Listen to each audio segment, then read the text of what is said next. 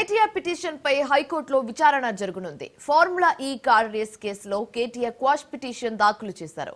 అటు ఏసీబీ కూడా counter petition దాఖలు చేశారు. గతంలో విచారణ చేపట్టిన హైకోర్టు ఇవాల్టి వరకు అరెస్టు చేయవద్దని ఆదేశించడంతో న్యాయస్థానం మరోసారి కేటీఆర్ క్వాష్ పిటిషన్ పై విచారణ చేపట్టనుంది. ఫార్ములా ఈ రేస్ కేసులో ఏసీబీ నమోదు చేసిన కేసును క్వాష్ చేయాలని కేటీఆర్ పిటిషన్లో కోరారు. దీంతో న్యాయస్థానం ఏ విధమైన తీర్పు వెలువరుస్తుందో అనేది ఆసక్తి నెలకొంది.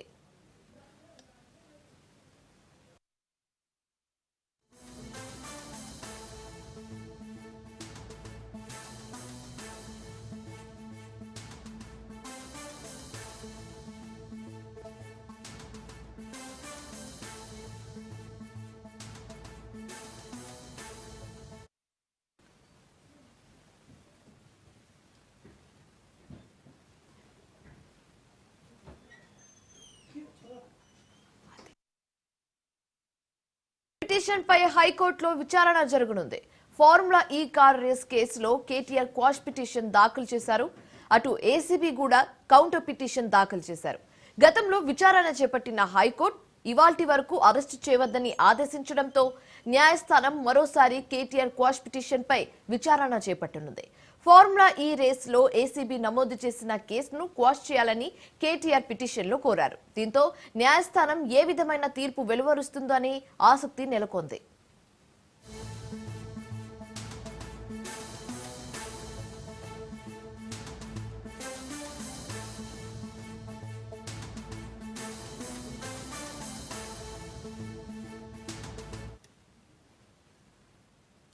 కేటీఆర్ పిటిషన్ పై హైకోర్టులో విచారణ జరగనుంది. ఫార్ములా ఈ కార్ రేస్ కేసులో కేటీఆర్ క్వాష్ పిటిషన్ దాఖలు చేశారు.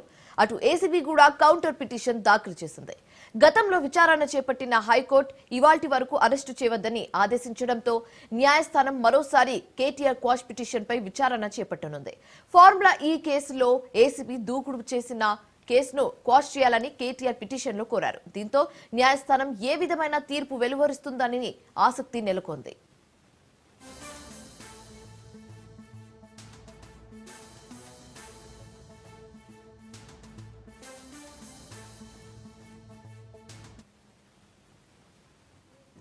ఇదే అంశానికి సంబంధించి తాజా సమాచారం మా కరెస్పాండెంట్ పవన్ ఫోన్ ద్వారా అందిస్తారు. పవన్, చెప్పండి.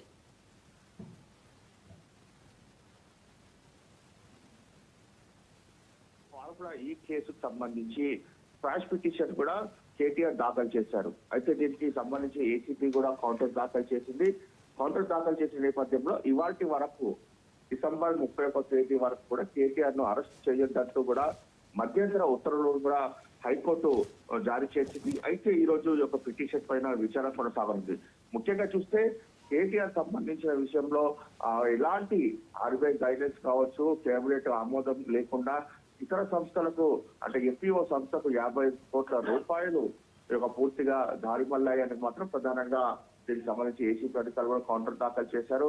మరోవైపు చూస్తే హెచ్ఎండిఏకి దాదాపు 8 కోట్ల రూపాయలు అదనపు భారం పడిందని చెప్పి కూడా ఏసీబీ అధికారులు రిప్లై సంబంధించిన కౌంటర్ లో కూడా వీరు దాఖలు చేసిన పరిస్థితులు చూస్తాము. మొత్తానికి చూస్తే ఎఫ్ఈఓ సంస్థకు 50 కోట్ల రూపాయలు కేటీఆర్ చెప్తేనే ఇచ్చామంటూ కూడా దీనికి సంబంధించి ఏసీబీ అధికారులు కూడా ఈ యొక్క పిటిషన్ లో పేర్కొన్నారు. ఈ యొక్క కంప్లైంట్ సంబంధించి ఐఏఎస్ అధికారి దానికిషోర్ కి స్టేట్మెంట్ కూడా మరోవైపు రికార్డు కూడా చేశారు. మరోవైపు చూస్తే ఈడీ అధికారులు ఇప్పటికే నోటీసు కూడా జారీ చేశారు. ఒకవైపు అరవింద్ కుమార్ తో పాటు బిఎల్ఎన్ రెడ్డికి 2-3 తేదీల్లో కూడా హాజరు కావాలి, మరోసారి కేటీఆర్ మాత్రం 7వ తేదీన హాజరు కావాలని చెప్పి కూడా ఈడీ అధికారులు కూడా నోటీసులు జారీ చేశారు. మొత్తానికి చూస్తే కేటీఆర్ మాత్రము మరొక రిప్లై కౌంటర్ కూడా వేశారు. ఎందుకంటే 50 కోట్లకు తనకు ఎలాంటి సంబంధం లేదు, ఇది హెచ్ఎండిఏ సంబంధించింది, తాను ఎవరికి కూడా డబ్బులు ఇవ్వాలని చెప్పి చెప్పలేదని చెప్పి ప్రధానంగా ఒక పిటిషన్ లో కూడా పేర్కొన్నారు. మొత్తానికి అన్ని విషయాల్లో ఈరోజు హైకోర్టులో కూడా విచారణ కొనసాగనుంది. ఏ విధంగా విచారణ కొనసాగుతుందనేది మాత్రం చాలా కీలకంగా మారనుంది. Right, thanks for the updates Pawan.